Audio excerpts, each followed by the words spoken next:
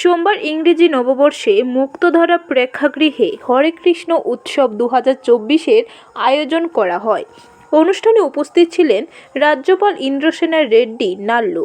তিনি বাল্যবিবাহ এবং ড্রাগসের সমস্যা নিয়ে এদিন আয়োজিত অনুষ্ঠানে উদ্বেগ প্রকাশ করেন।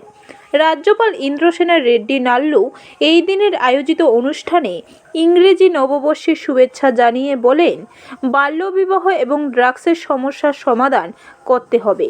নেশা থেকে যুব সমাজকে বের করে আনতে হবে। এর জন্য ইসকন সোসাইটি যেভাবে কাজ করে চলেছে তা অত্যন্ত প্রশংসনীয়। আগামী দিনেও এইভাবে ইসকন সোসাইটি কাজ করে যাবে বলে আশা ব্যক্ত করেন রাজ্যপাল।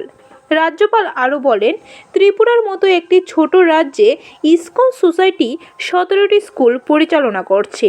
এর প্রশংসা করেন রাজ্যপাল। আয়োজিত অনুষ্ঠানে এছাড়াও উপস্থিত ছিলেন ইসকন সোসাইটির বিশিষ্ট জনেরা।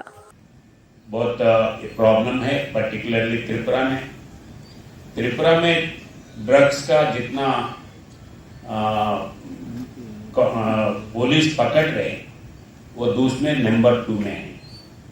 वैसे एरिया में ड्रग का प्रभाव ना यूथ नहीं गए, वैसा एजुकेट करना, जो उसके अंदर गिरे से लोगों को बाहर कैसे लाना और उसे उसको नॉर्मल इसमें करना, ये भी अपने इस्कॉन सोसाइटी कर रहे, ये बहुत खुशी की बात है।